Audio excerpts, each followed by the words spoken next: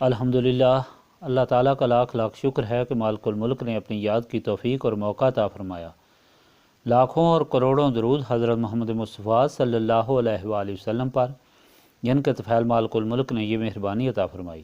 سامعین کرام، اللہ تعالیٰ نے قرآن پاک میں ارشاد فرمایا، اعوذ باللہ من الشیطان الرجیم، بسم اللہ الرحمن الرحیم۔ اے ایمان والو، ہو جاؤ مضبوطی سے ایمان پر قائم رہنے والے، انصاف پر گواہی دینے والے، محض اللہ تعالیٰ کے لیے، چاہے تم کو گواہی دینا پڑے اپنی جانوں پر یا اپنے والدین یا قریبی رشتہ داروں کے خلاف، جس کے خلاف گواہی دی جا رہی ہے، خواہ وہ دولت مند ہو یا غریب۔ پس اللہ تعالیٰ زیادہ خیر خواہ ہے دونوں کا، تو نہ پیروی کرو خواہش نفس کی انصاف کرنے میں، اور اگر تم ہیر پھیر کرو یا منہ موڑو تو بے شک اللہ تعالیٰ جو کچھ تم کرتے ہو اس سے اچھی طرح باخبر ہے۔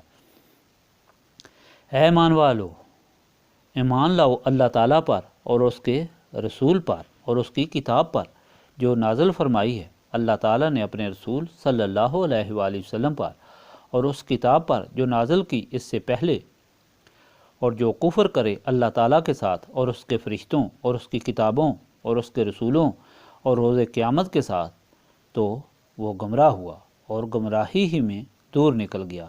بے شک جو لوگ ایمان لائے پھر کافر ہوئے، پھر بڑھتے گئے کفر میں، نہیں ہے سنتے الہی ان کے متعلق کہ بخش دے انہیں، اور نہ یہ کہ پہنچائے انہیں راہ راست تک۔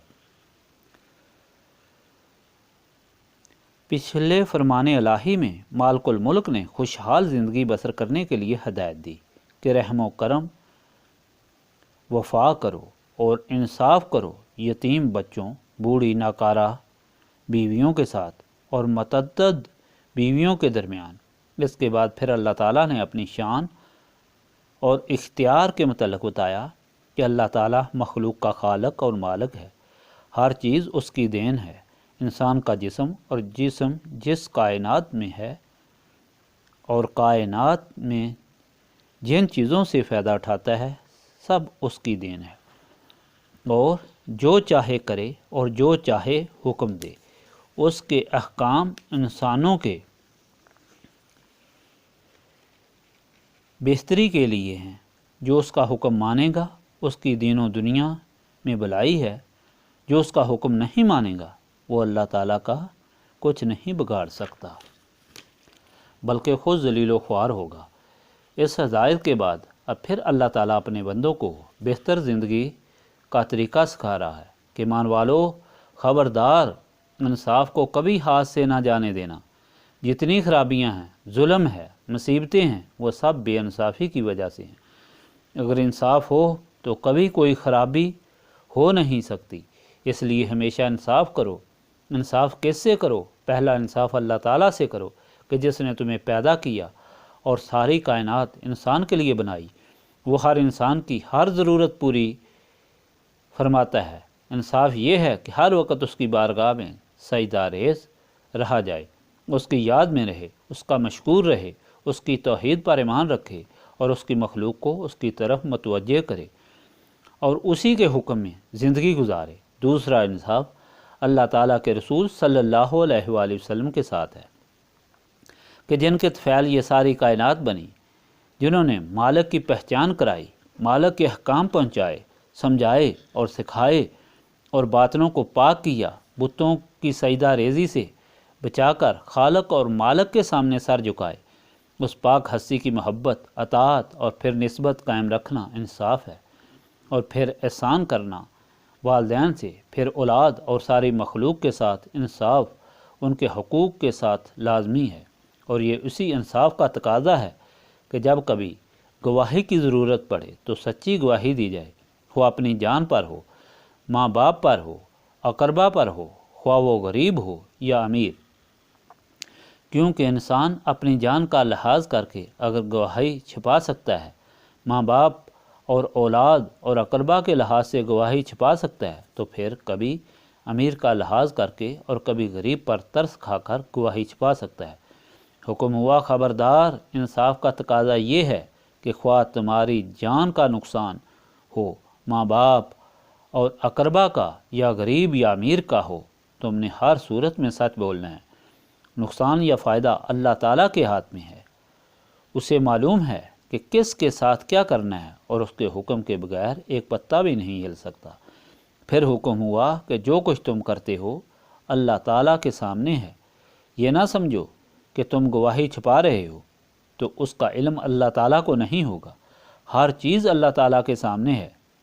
اور دوسری ہدایت دی، یہ فرمائی کہ ایمان والو، اللہ تعالیٰ کا فضل تم پر ہوا کہ تم کو ایمان کی دولت سے سرفراز فرمایا، لیکن یاد رکھو کہ ایمان مکمل تب ہے جب ایمان اللہ تعالیٰ پر، اللہ تعالیٰ کے فرشتوں پر، تمام کتب سماوی پر اور تمام رسولوں پر ہو۔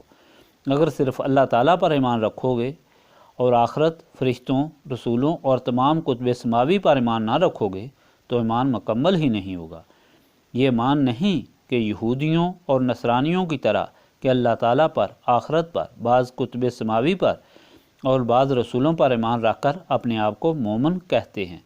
یہ ایمان نہیں، گمراہی ہے۔ ایمان تو مسلمان کا ہے جو اللہ تعالیٰ پر ایمان رکھتے ہیں، فرشتوں پر، تمام کتب سماوی پر، تمام رسولوں پر ایمان رکھتے ہیں اور نبی پاک حضرت محمد مصطفیٰ صلی اللہ علیہ وآلہ وسلم کو اللہ تعالیٰ کا آخری رسول مانتے ہیں۔ سامعین کرام، ایمان مکمل اسی وقت ہوتا ہے جب اللہ تعالیٰ کے رسول حضرت محمد مصطفیٰ صلی اللہ علیہ وآلہ وسلم سے نسبت ہو، کیونکہ اس نسبت کی وجہ سے دل و دماغ روشن ہوتے ہیں تو انسان کو حضور پاک صلی اللہ علیہ وآلہ وسلم کی شان کا علم ہوتا ہے اور حضور پاک کی مہربانیوں سے آگاہی ہوتی ہے، اور اس طرح حضور پاک صلی اللہ علیہ وآلہ وسلم کی شان دل میں جاگزیں ہوتی ہے تو ایمان مکمل ہوتا ہے۔ نبی پاک صلی اللہ علیہ وآلہ وسلم کا ارشاد پاک ہے کہ تم میں سے ہرگز کوئی مومن نہیں ہو سکتا جب تک اس کی محبت میرے ساتھ اپنی جان، مال، ماں باپ اور اولاد سے زیادہ نہ ہو، اور یہ ممکن صرف اور صرف نسبت رسولی صلی اللہ علیہ وآلہ وسلم سے ہو سکتا ہے۔ یہی وجہ ہے کہ یہاں نسبت رسولی صلی اللہ علیہ وآلہ وسلم پر زور دیا جاتا ہے، اور اس کو حاصل کرنے کے لیے سینوں کی صفائی کی تلقین کی جاتی ہے، اور سینوں کی صفائی کے لیے یاد الہی کرائی جاتی ہے۔ استغفر اللہ العظیم الذی لا الہ الا هو الحی القیوم واتوب الیہ۔ استغفر اللہ العظیم الذی لا الہ الا هو الحی القیوم واتوب الیہ۔ استغفر اللہ العظیم الذی لا الہ الا هو الحی القیوم واتوب الیہ۔